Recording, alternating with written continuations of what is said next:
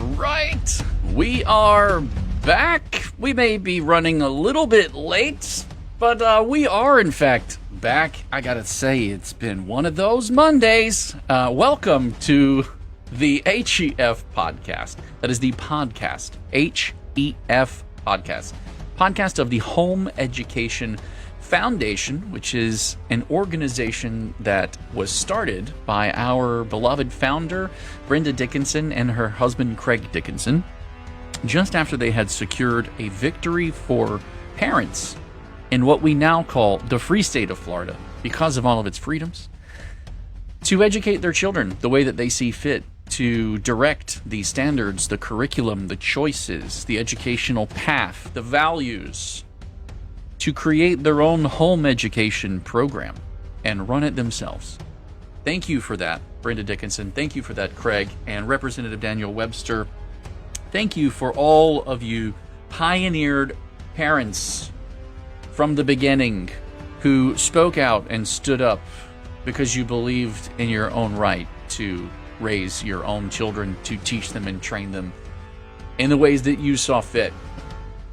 And that meant so much to you that you were willing to pay those sacrifices. I mean, I see it all the time, the single income families, because the father is out providing and the mother is rearing the children and teaching and training and educating and taking them on field trips and planning all sorts of excursions so that these children can be well-rounded and learn, even while being ridiculed that your children are not being socialized because they don't sit around in a public school classroom trying to avoid the teacher by staring at TikTok videos all day. Oh, no. And can't talk during class or on recess or wherever they are on the school grounds. That's right. We are thankful to all of you parents who make those sacrifices and take care of your children. Parents in the free state of Florida, thank you also for supporting the work that we do. We have our annual fundraiser coming up in August. There is a design contest right now that is live on our website. If you go to flhef.org and under Support Us, you will see Challenge 2026. And there it is, the design contest. Your students can enter across the state. The theme is America's 250th anniversary, the birth date of our great nation. Theme it around that, design it in a circle, because it's going to be a challenge coin like the one you see on your screen here, and you may find your design is the one that's chosen for this year's annual fundraiser challenge coin. The rest of the details are on the website. You can check those out, and please do. That would be amazing. And thank you to our top sponsors. We have, Man, I can't say what it is, but behind this, my heart is just stirring for this family here who's come in behind us and supported us. Top sponsors, you guys are amazing. Arete, FPEA, Fisher Precious Metals, TBHC Group. FPEA's convention just wrapped up. Wow, yeah. I mean, I guess I say just wrapped up, but I guess that was the end of May, and we're nearing the end of June as time ticks on. And now we have the TBHC conference coming up. This is the Tampa Bay Homeschool Conference, the largest conference in the Tampa area.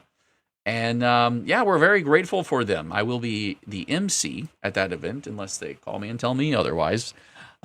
And there's going to be some great speakers, lots of really cool vendors, really good workshops. I love how they always pull in things with the teens. We're going to have Kim from TBHC on at some point to help us get a little bit more of an insight into what's going to be at their event as we get closer, but that'll be in the coming weeks. For now, we're going to go ahead and dive into what we've got today. What I have today is Brenda Dickinson here with me live again. Thank you, Brenda. Glad to be with you. Yes, ma'am. Always good to have you. I think there's one of the main purposes for our podcast when we first started it was to always have Brenda around. Everybody knew the name of Brenda Dickinson, but nobody really knew the name of the Home Education Foundation. So on paper, the Home Education Foundation had been registered, and it went way back. But everyone knew Brenda. Brenda Dickinson, and the Craig Dickinson Act from statute, which allows homeschool students to participate in public school sports, which has been all the topic lately. We're hoping to have the FHSAA on with us next week. I'm working to confirm the details so that we can comb through their updated bylaws and the statute changes and really have a deep dive session where we can get our parents a lot of answers to the questions we've been fielding. But a lot of people didn't know the Home Education Foundation. They only knew Brenda. Everywhere I would go, Brenda, Brenda, Brenda. And so that's why we made those shirts that have Brenda's face on the front of them and my face on the back that says the new Brenda.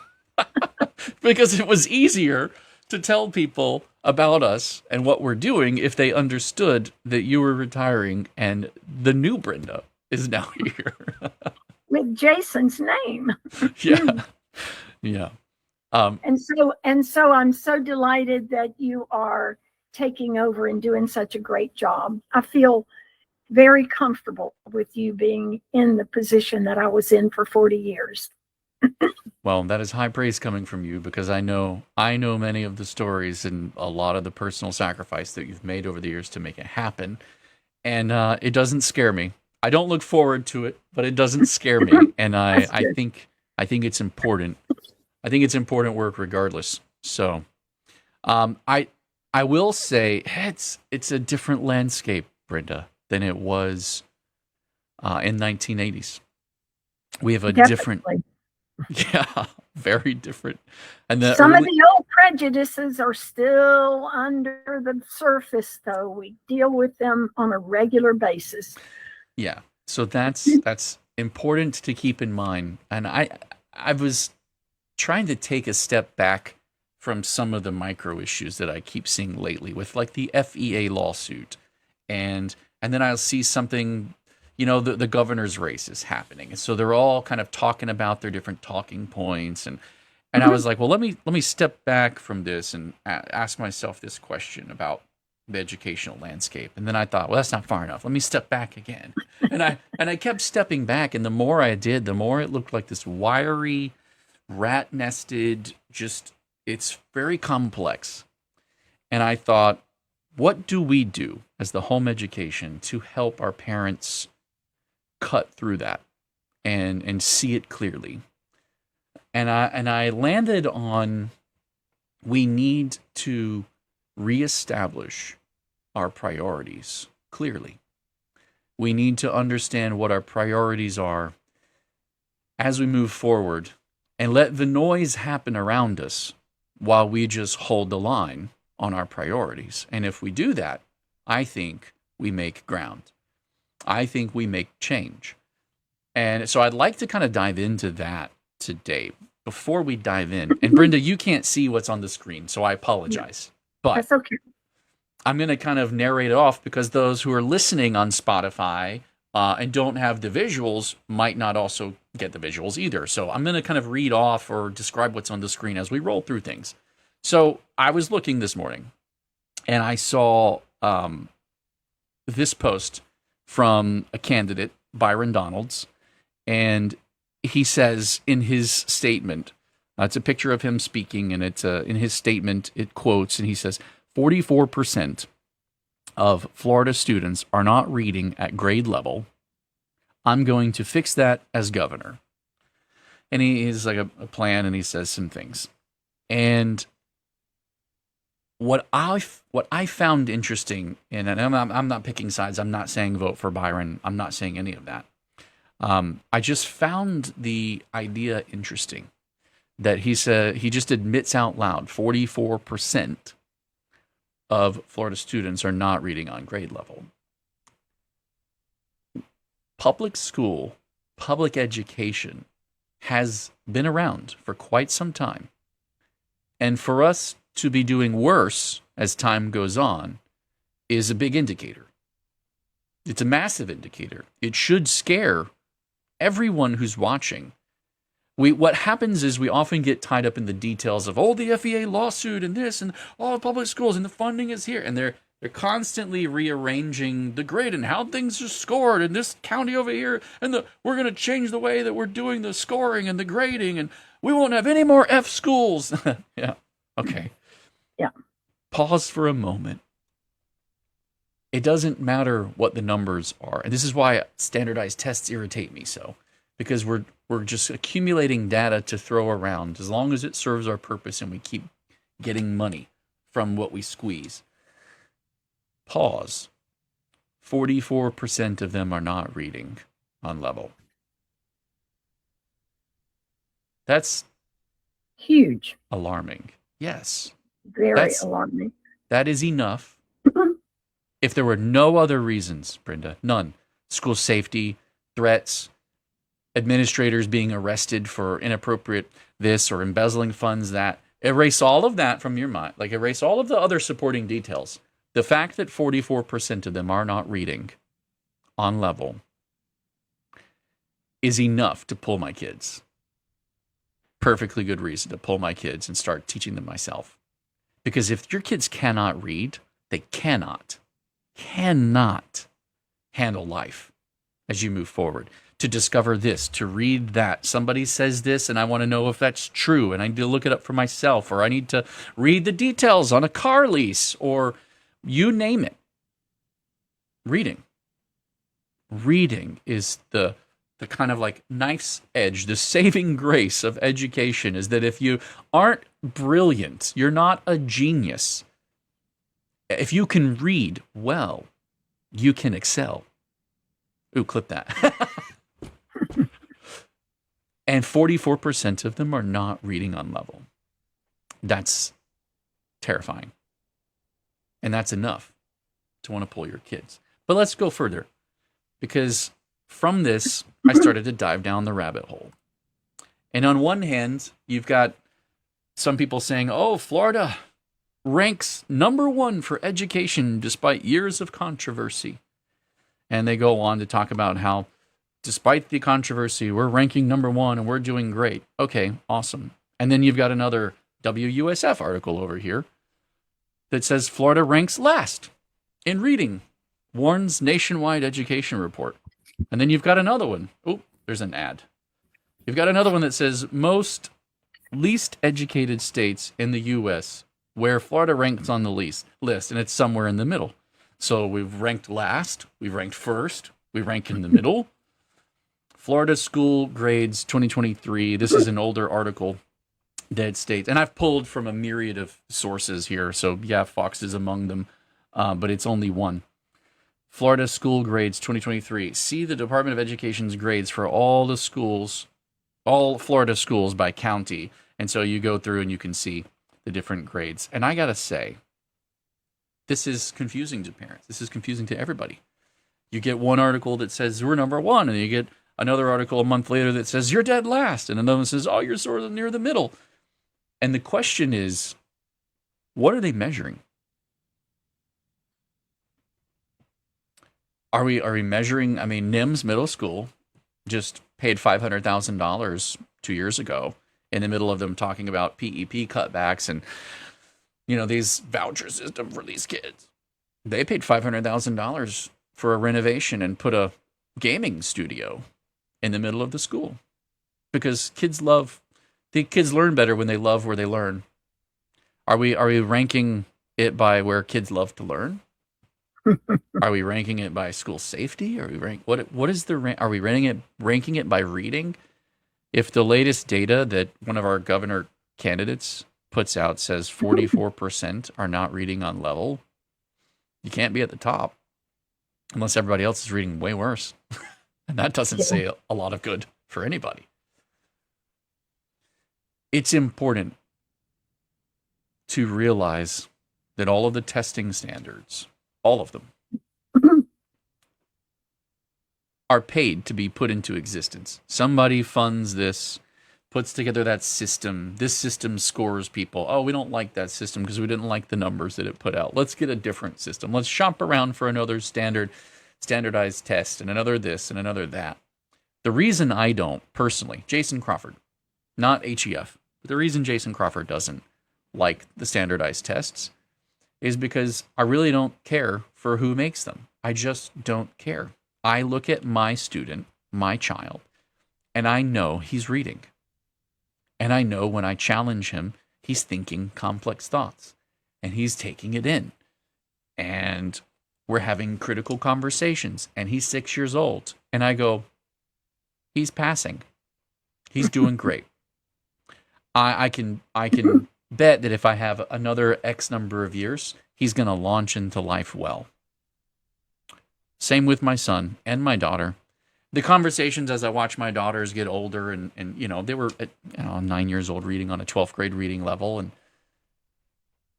you watch the abstract thoughts emerge and come and build, and the complexity of a number of things they can hold in their mind as they continue to discuss things grow.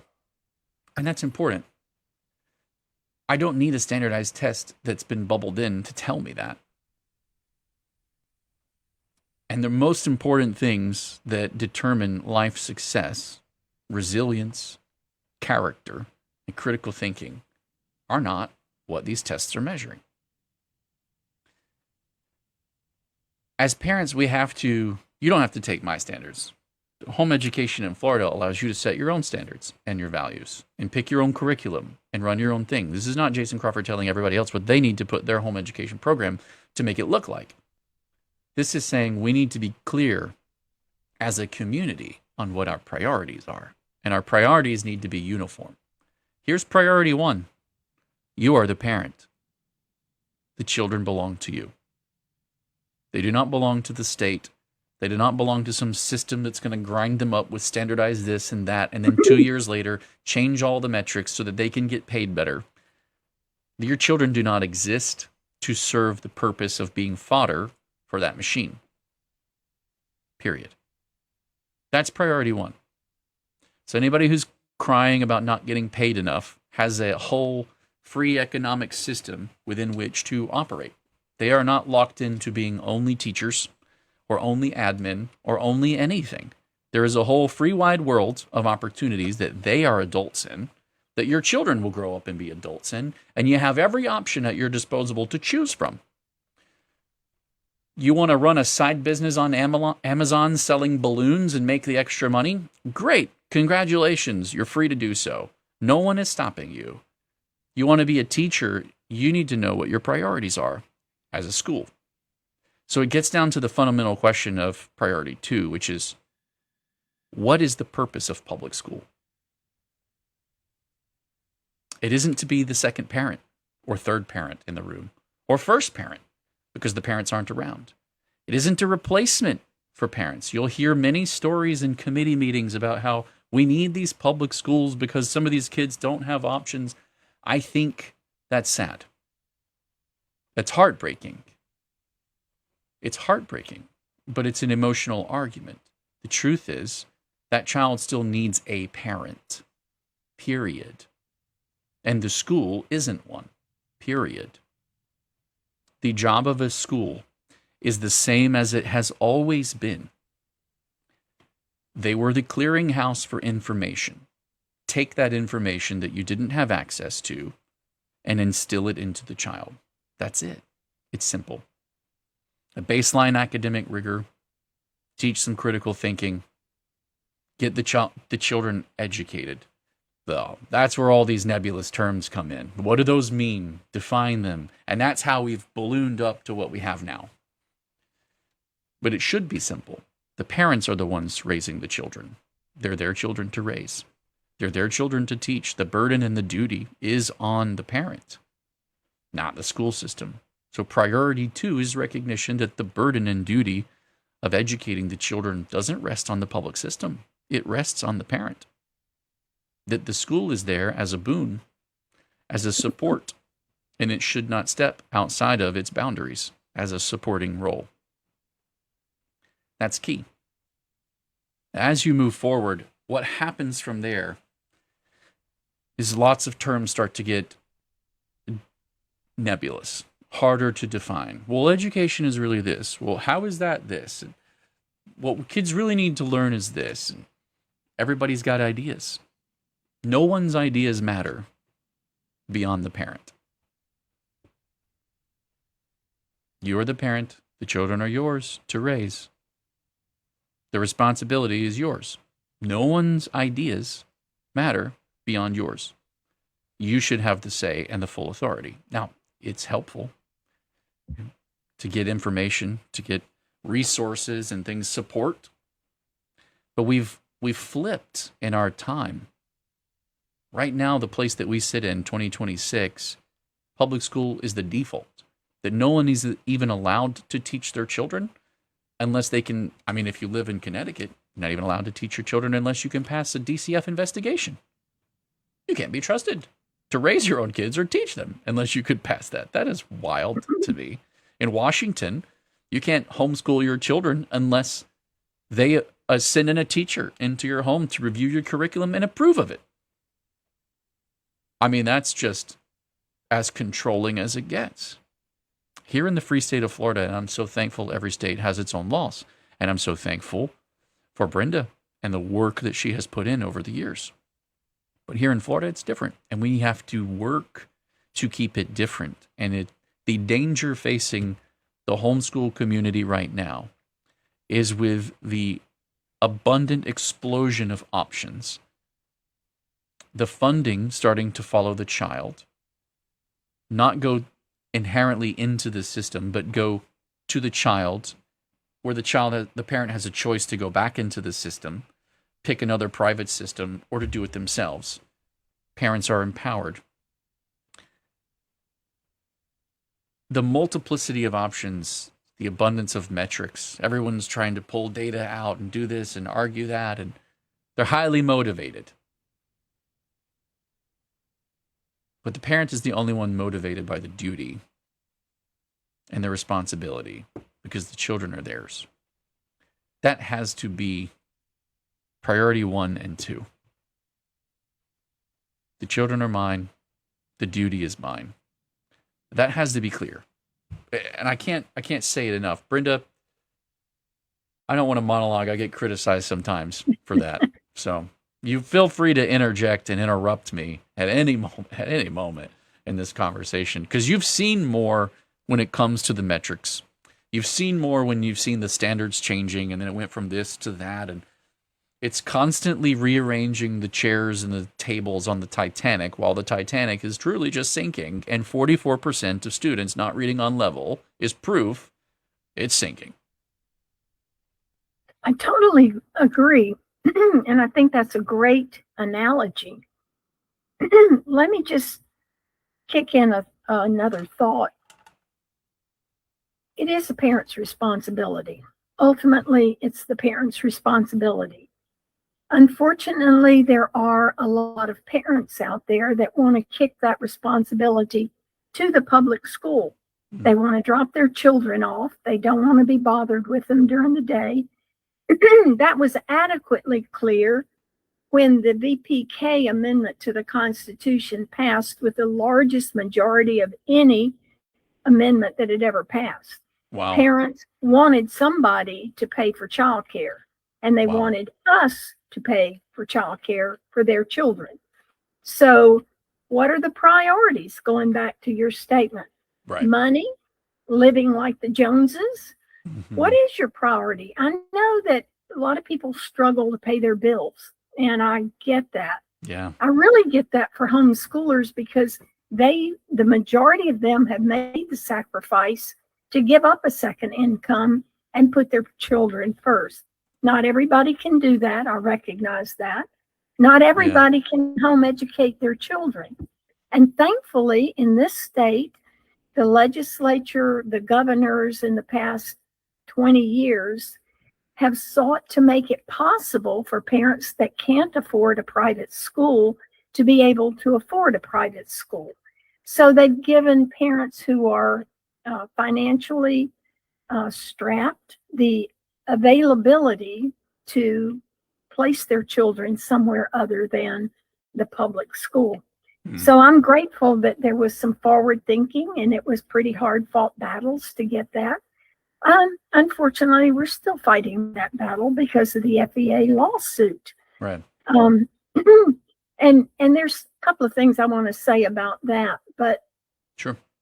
if you can home educate your children, see how you can cut back on expenses so that you can prioritize your children. You can do it. We've had quite a few conversations on this podcast about how you can do it inexpensively, how you can use scholarships to do it.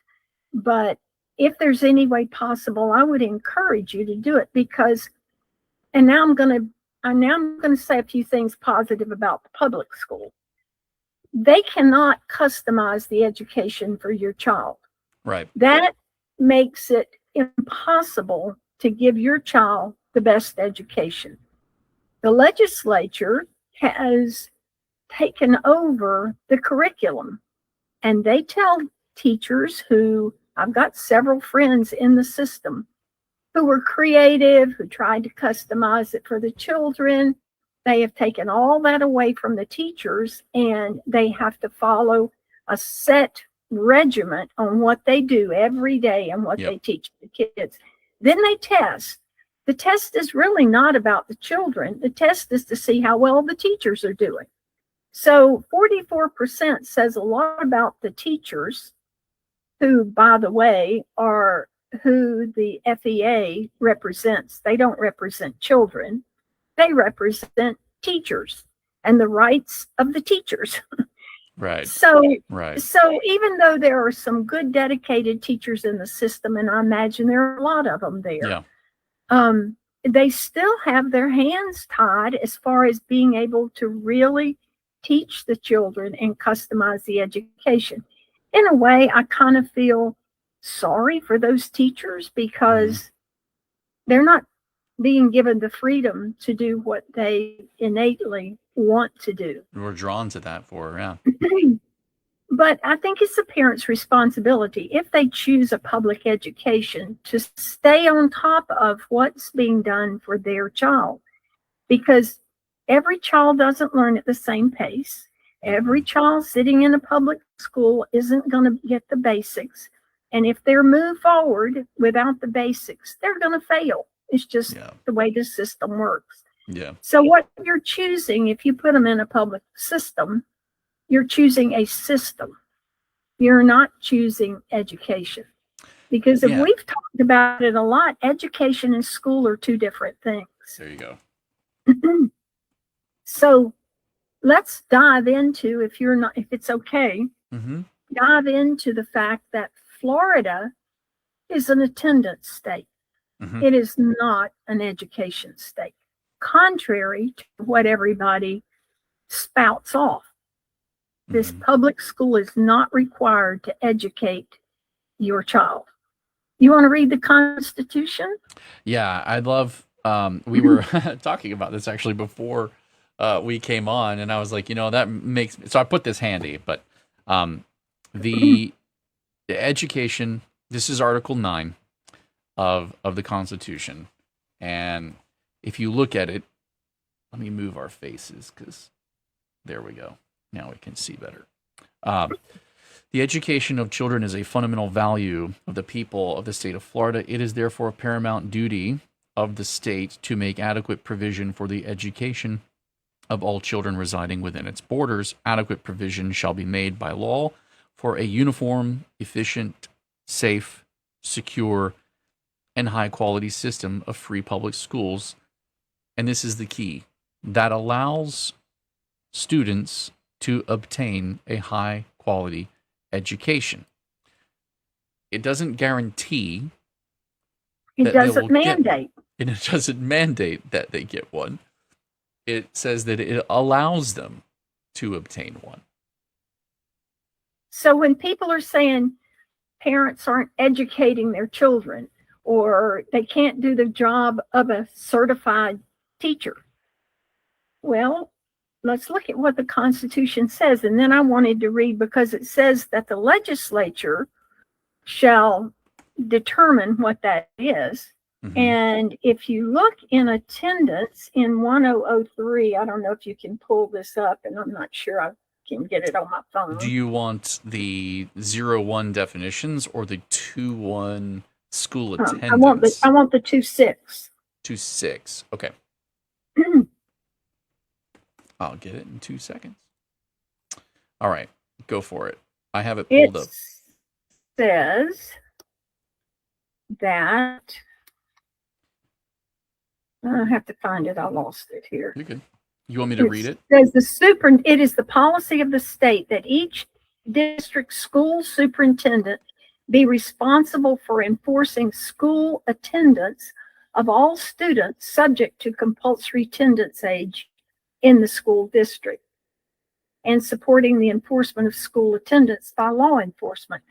Okay, it doesn't say that the superintendent's responsible for the education of the children. Mm-hmm. It says that they have to attend school regularly. And then what are those options under 1003.01? Is it paren 16? Yes, it's still paren 16. Yes, that's correct. So when you go down to the bottom, are the list of the ways that you can meet regular attendance. Mm-hmm. Public school, parochial, religious, denominational school, private school, a home education program, a private tutoring program, a personalized education program. So those are all equal for a parent to choose from, because we're only enforcing school attendance. Mm-hmm. So when they say, well, kids aren't being educated, they're not being educated by law, by mandate, anywhere.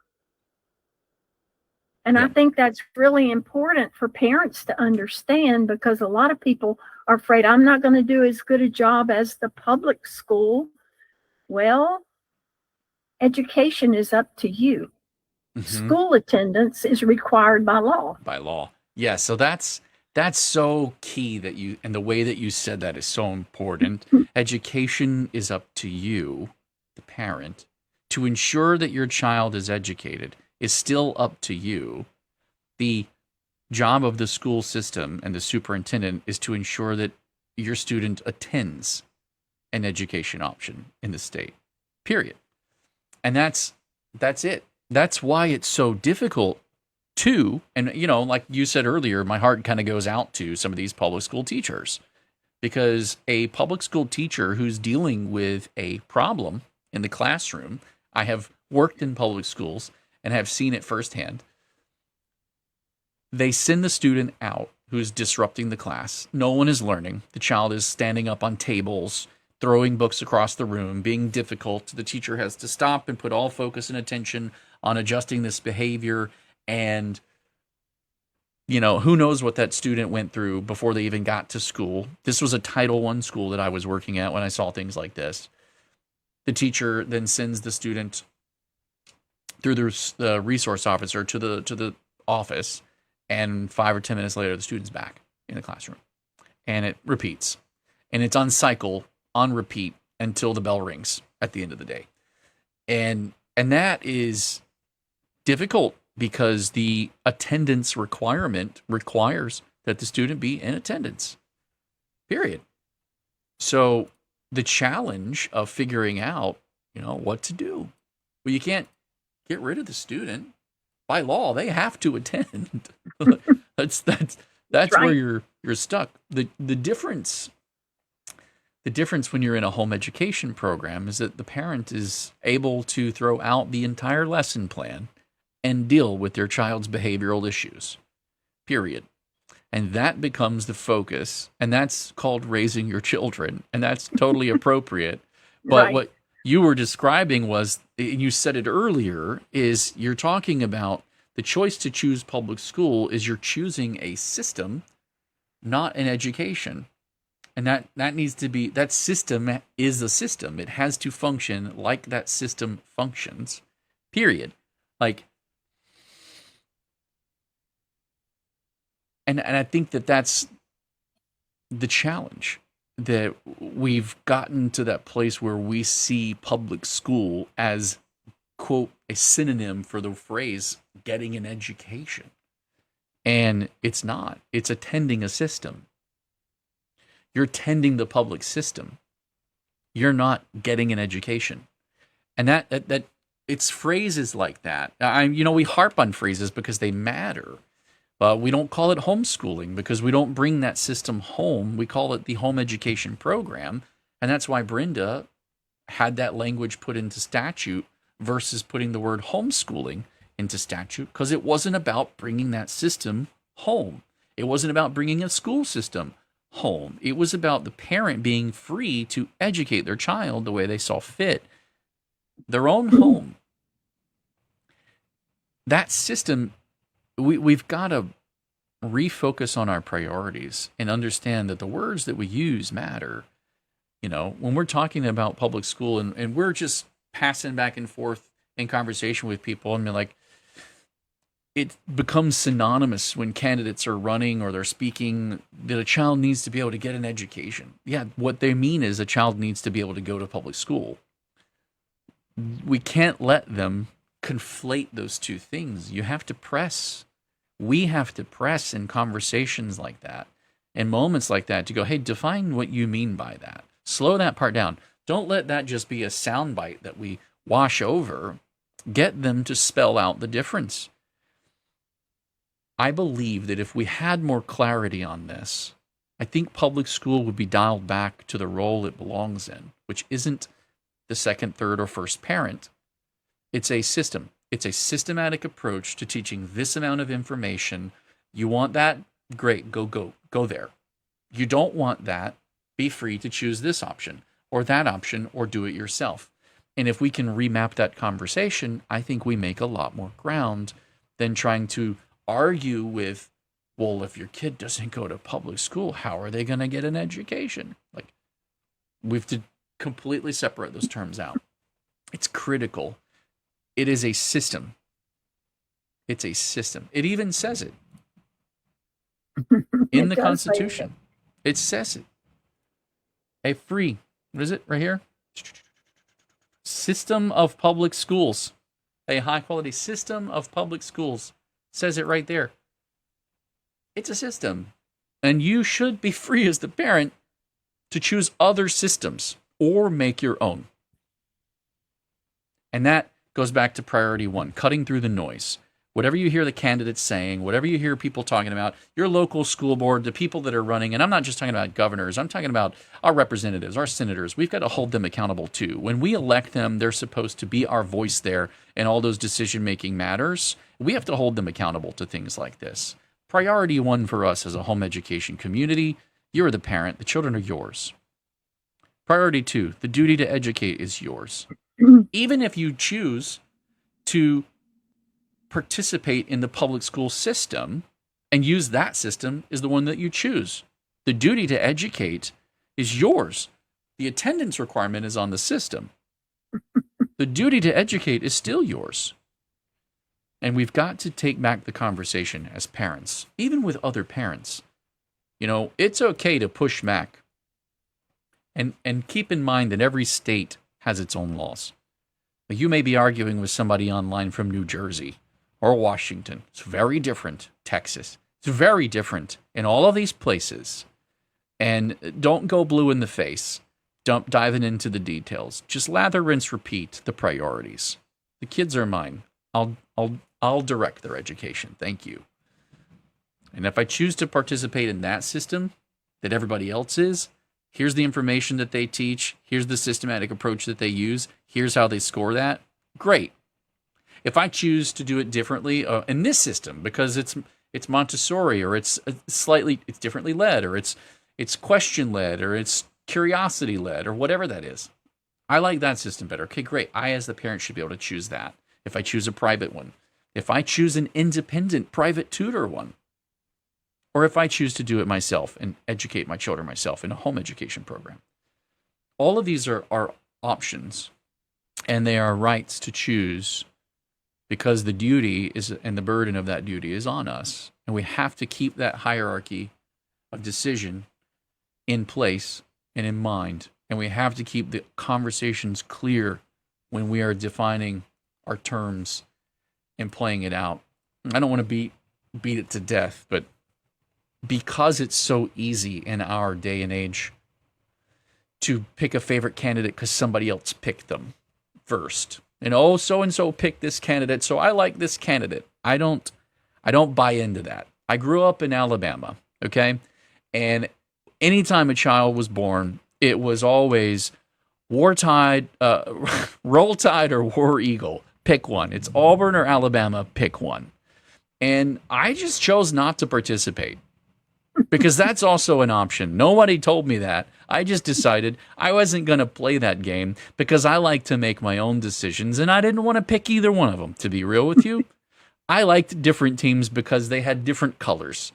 That was what I based my decision on as a little kid, okay? And I didn't like those colors.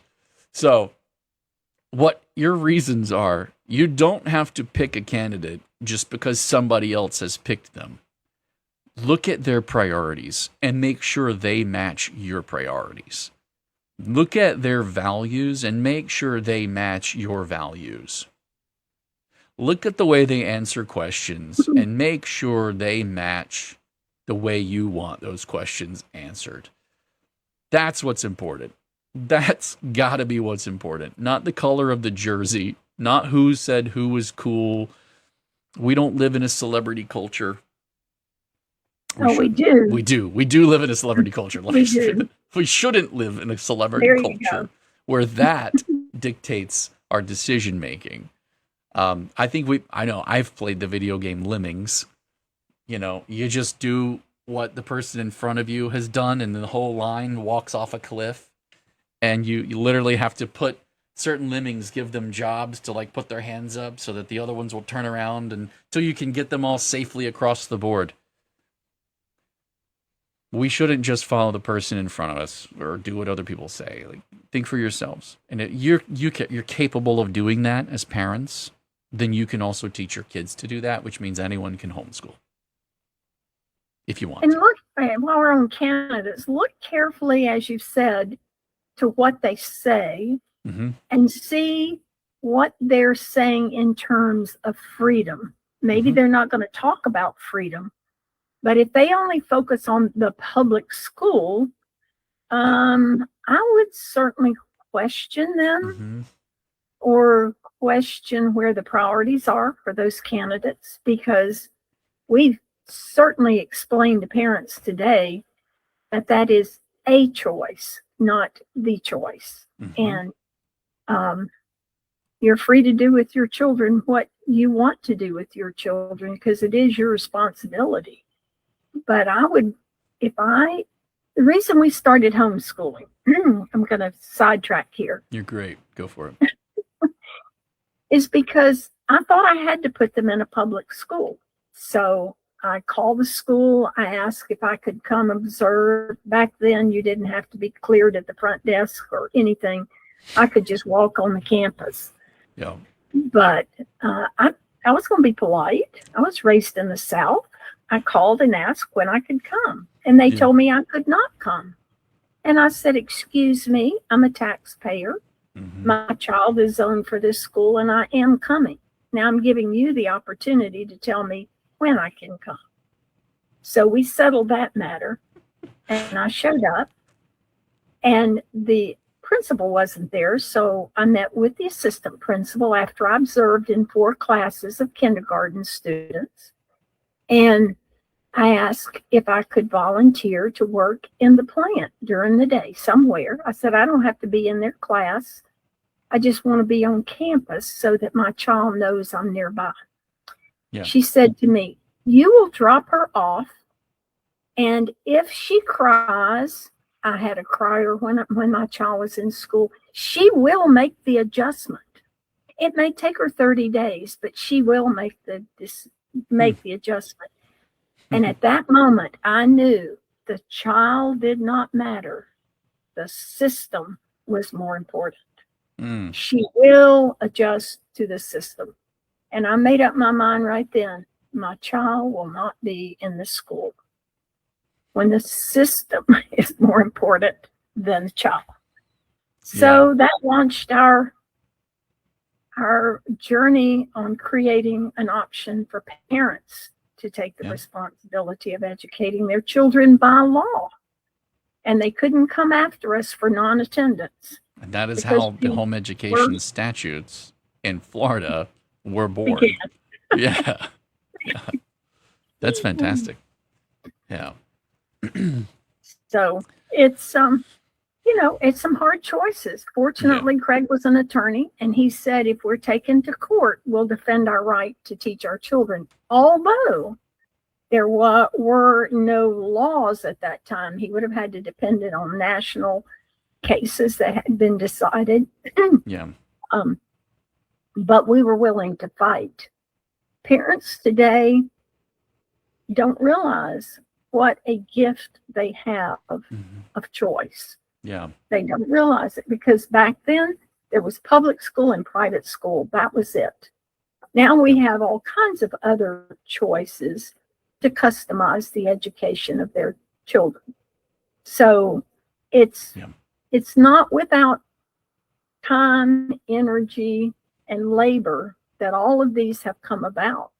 Yeah. And if you don't have a lobbyist in Tallahassee, your right could easily be eliminated. And I didn't intend to lobby at all. I turned down a job promotion when I was working for the state because I had to work with the legislature. So God really has a sense of humor. Here I have been for 40 years. Yeah. But it's so important. And it's so important that you not take for granted the fact that you have a lobbyist in Tallahassee whose heart and soul is about the freedom of educating your children. Yeah, it is. So I'm going to segue to support for the Home Education Foundation, because without somebody there as your voice, you're going to be in trouble. And one of the things that we've talked about, Jason and I don't want to focus on this, but I want to mention that I lobbied for private schools along with home education because we have what we call umbrella schools in Florida.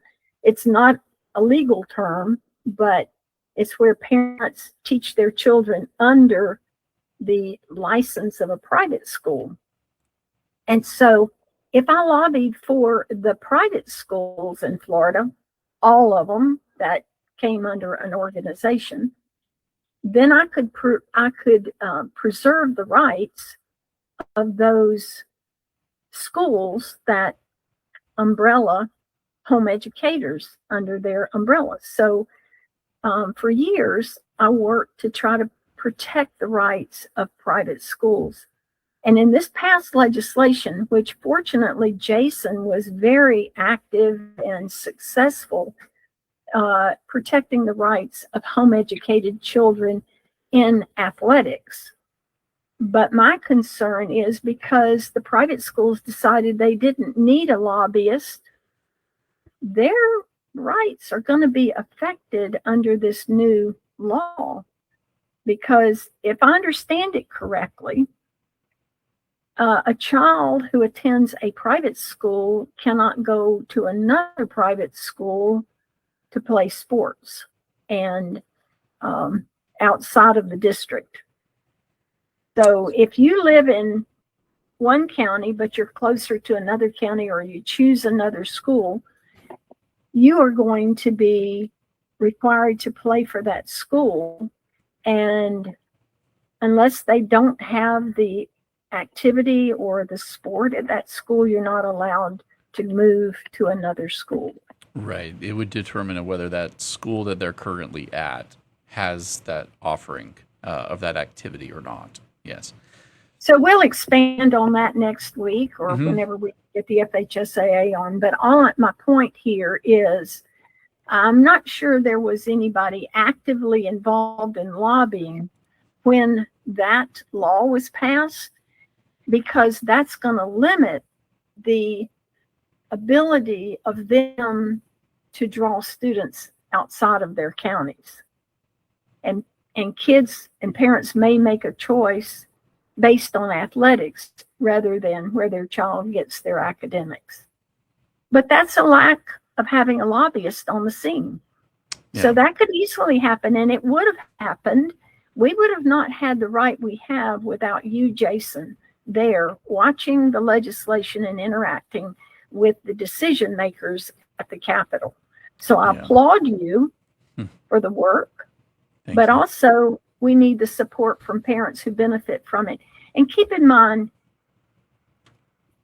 if we don't protect the rights of all, then eventually our rights are going to be compromised. Yeah. Yes. So we need to make sure we protect the rights and freedoms of all parents and their choices that they make. Yeah, I agree with that fully, especially on a local level.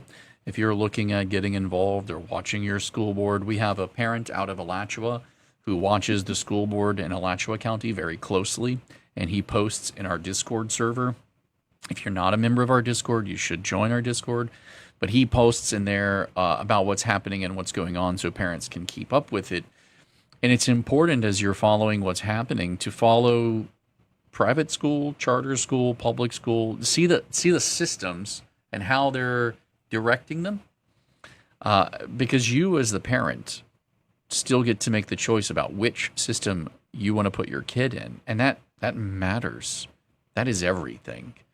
And every time there's a particular senator who is actually pushing for a lot of the measures that are called opt-in measures, meaning that a school cannot decide what to do with your student without you opting in, whether it's a field trip or, this just was the norm back when I grew up and I was in public school. If my mom didn't sign the form to let me go, I didn't go on the field trip. I stayed behind and I did the regular school day of worksheets or whatever reading book that was left, and the other kids got to go to the field trip because my mom wouldn't opt in, or she had the right to opt in or not. Nowadays, they're just going to do it anyway unless you opt out. And that's I'm not so much worried about field trips as the educational indoctrination going on in the classroom. It's not just field trips. It's literally all the other things too. And the parental authority matters even if you're not looking at conservative values. I think everybody who listens to me knows I'm conservative. I think everybody who listens to me knows I believe in God and I follow Jesus. I think it's very important to realize that we protect the rights and freedoms of parents to direct their children the way they see fit. Because I think that even if they don't also follow Jesus, that's their choice. That's their right. That's the freedom that protects them is the same freedom that protects me. And those are the freedoms that we need. And that's critical. That's absolutely critical. That's why priority one isn't cramming an ideology down anyone's throat. It's not picking a team and rooting for that team's jersey color until I realize that they're making mistakes.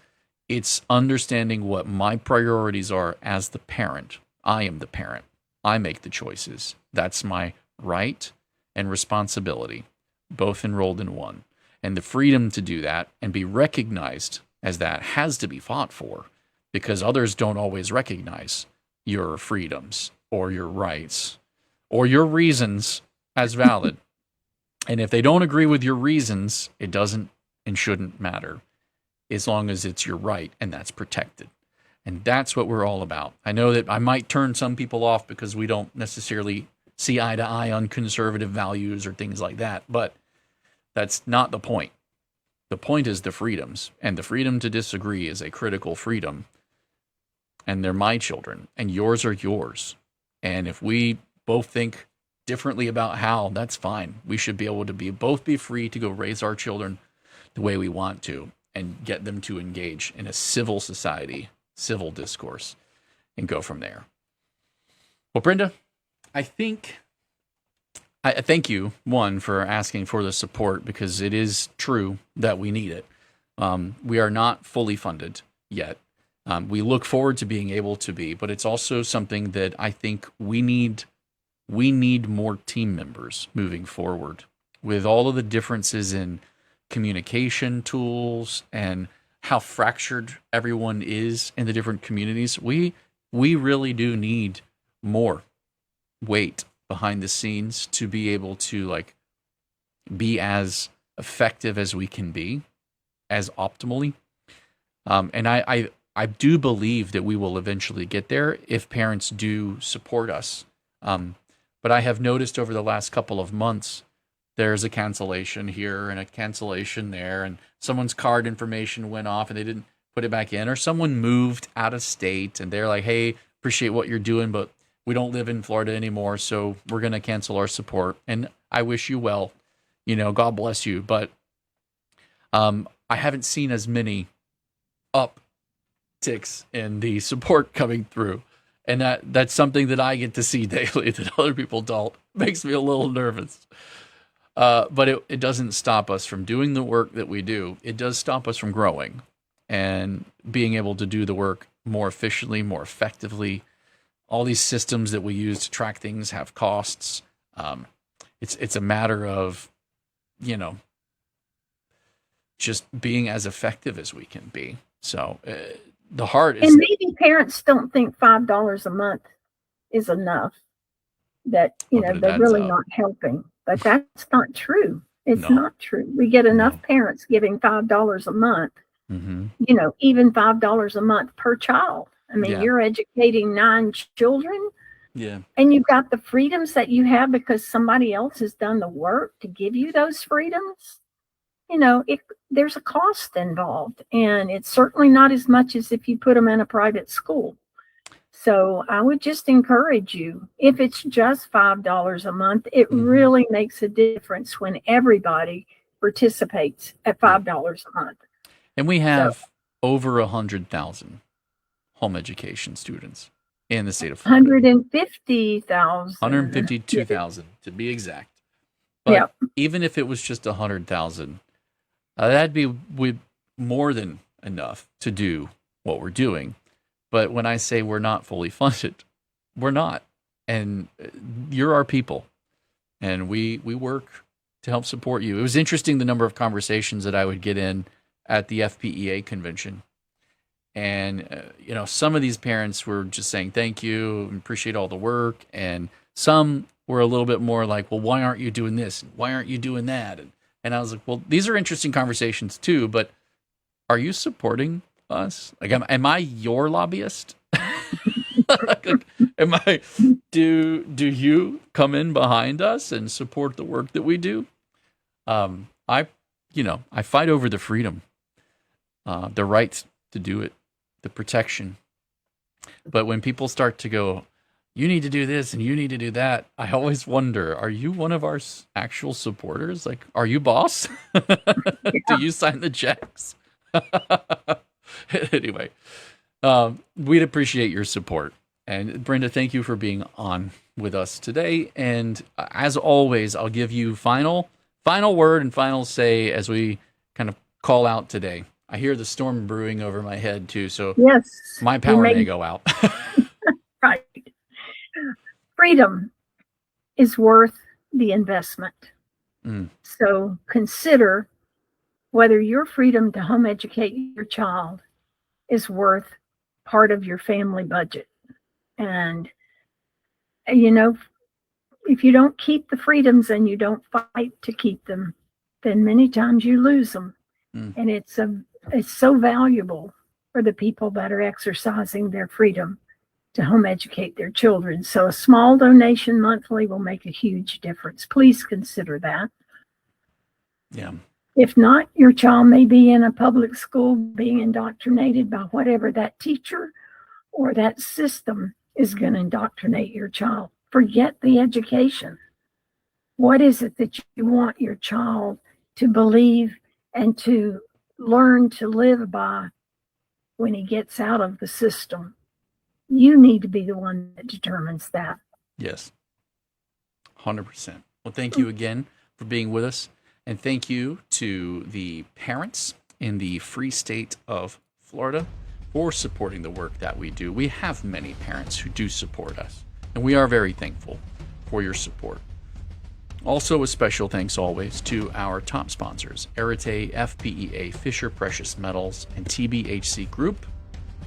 And another shout out to an absolute powerhouse homeschool dad here in Tallahassee for making us our own custom music.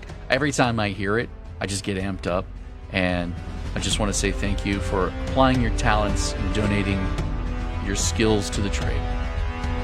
Without anything else, we wish you all a happy Monday. Make those memories. For some, it's still the middle of the school year, and for others, it's the summer, because homeschooling and home education in Florida is just that wild and crazy. Enjoy it. Whatever part of the year it is for you, enjoy it. It's yours.